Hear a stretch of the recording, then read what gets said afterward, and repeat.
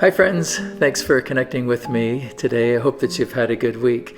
So you know that over the past 5 weeks, 4 weeks, 5 weeks, including today, we have talked about places where Jesus told his disciples that I'm going to die. And we've talked a lot about how this was just too horrible for the disciples to even think about, and they had a really, really hard time understanding. In fact, maybe 2 weeks ago, we talked about Mark 9:32, where it says they didn't understand what Jesus was saying, and we talked about how they didn't understand because they didn't want to understand. It was just too horrible for them to even try to comprehend. And we've talked about how Jesus tried to help them see things in a different way, a new perspective, and that's why the title of our series.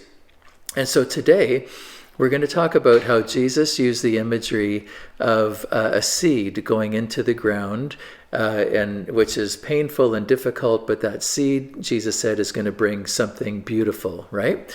So let me just tell you now that in the end of our talk, like where we're going to land today, is that although the seed, goes into the ground and death and is painful and grief, but there is something beautiful that comes out of it, right? We're going to talk about the positive side of death.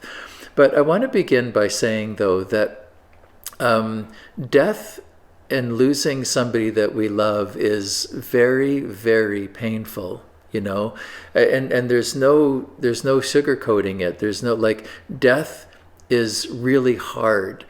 And I had a conversation this week with somebody, and we talked about how it's actually really important to give space to those feelings of grief, and really important to cry the tears and to feel the emotions, just to allow yourself to process it, right? Because, I think especially as Christians, but I think maybe in general, we're uncomfortable with those feelings of grief. We're uncomfortable with the pain. And so we try to kind of get past it as soon as we possibly can, right? And we'll say, dumb things to people like, well, it's okay, they're in heaven now, or, heaven got a new angel, whatever. We try to minimize the pain by using these kind of spiritualized, little sayings or whatever. But friends, listen to me. Both things are true. That yes, maybe our loved one is in heaven now, and that's a good thing. But it's also true that death and sorrow and mourning, it really sucks. It's really painful, and there's nothing fun about it, right?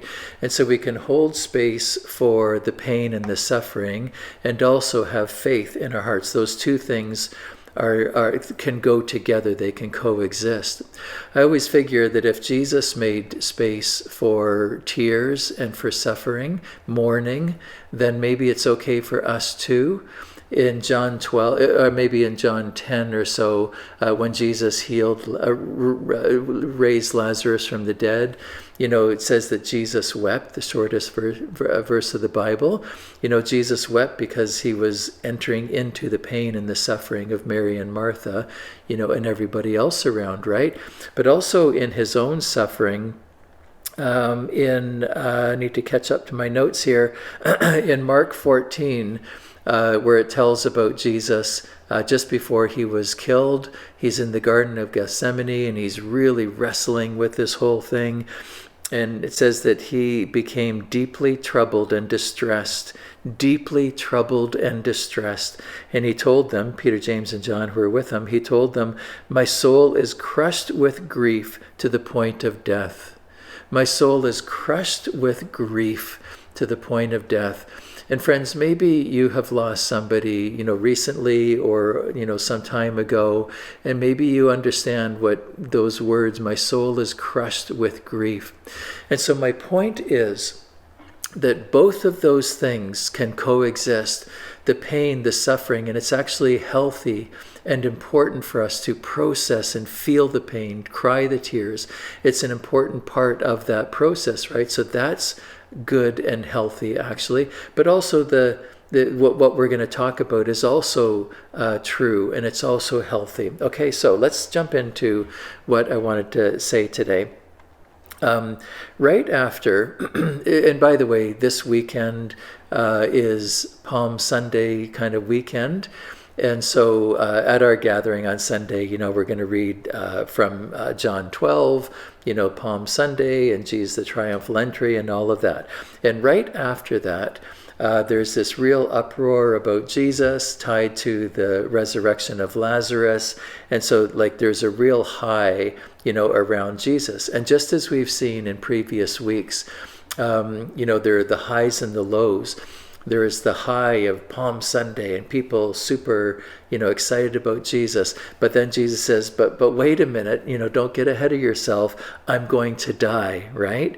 And in John 12 and verse 23, says, Jesus replied, now the time has come for the Son of Man to enter into his glory. I tell you the truth. He's like, listen to me. I'm telling you something important. I'm telling you the truth. Unless a kernel of wheat is planted in the soil and dies, it remains alone. But its death will produce many new kernels, a plentiful harvest of new lives. And we'll come back and talk about that in a second. Then going on in verse 25, those who love their life in this world will lose it. Those who care nothing for their life in this world will keep it for eternity. Anyone who wants to serve me must follow me, because my servants must be where I am, and the Father will honor anyone who serves me. And now look at verse 27, where Jesus is wrestling with his own grief. Now my soul is deeply troubled. It's like Jesus asking himself, should I pray, Father, save me from this hour? But this is the very reason I came. Father, bring glory to your name. It's interesting that Jesus uses the imagery of a seed to describe what's going to happen in the next few hours. Again, in verse 24, unless a kernel of wheat is planted in the soil and dies, it remains alone. But its death will produce many new kernels. This is very significant. Jesus is saying, my death is going to produce many new kernels of wheat, a plentiful harvest of new lives. What's Jesus saying here? Jesus is saying, to his disciples, listen, the next, few hours, the next few days is going to be really, really hard. You're going to experience things that are going to be very, very painful and traumatic. But my death will produce something beautiful.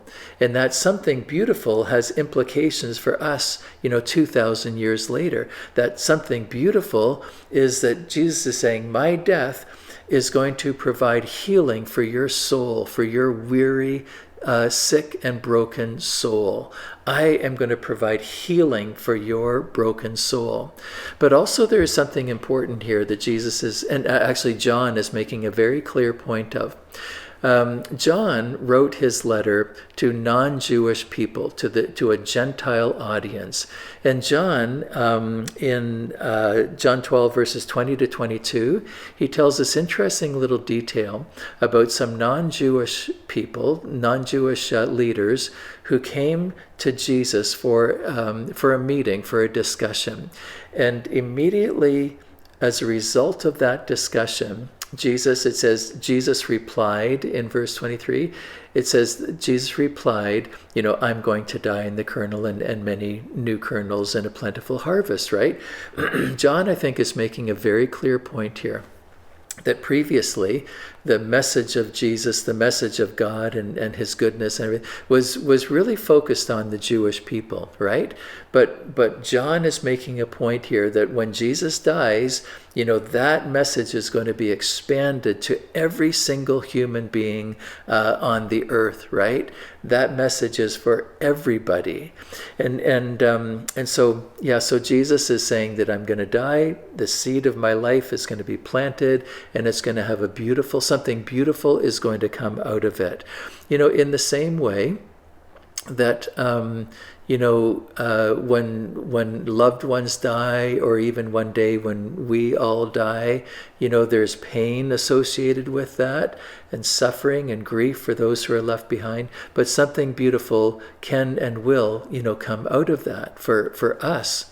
And actually, Paul picks up on this imagery of a seed, and he expands it to all of us, right? In 1 Corinthians 15, Paul says, it's the same way with the resurrection of the dead. Our earthly bodies are planted in the ground when we die, but they will be raised to live forever. Our earthly bodies will be planted in the ground, this imagery of a seed, planted in the ground when we die, but they will be raised to live forever. Our bodies are buried in brokenness, and we so often feel that brokenness, but they'll be raised in glory. They're buried in weakness, and how often do we feel our own weakness, but they will be raised in strength. They're buried as natural human bodies, but they'll be raised as spiritual bodies. For just as there are natural bodies, there are also spiritual bodies. Okay, so again, Jesus was saying that I'm going to die. And even though there's pain and suffering associated with my death, something beautiful is going to come out of it. And Paul is saying the same thing here. Even though there's pain and sorrow and suffering, mourning associated with death, something beautiful, will come out of it.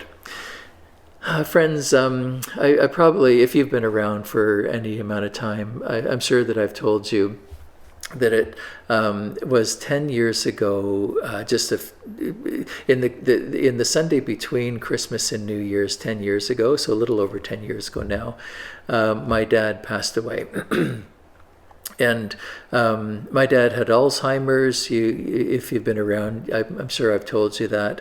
My dad had Alzheimer's, and he really over a long period of time went down slowly, and then he had a couple of seizures, and he dropped off very, very quickly, and then existed at a very low level. He never walked again.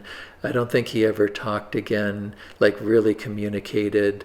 His body kept existing for 8, 9, 10 years or so, and finally by the end, his mind, his brain didn't even give clear enough messages for him to swallow his food.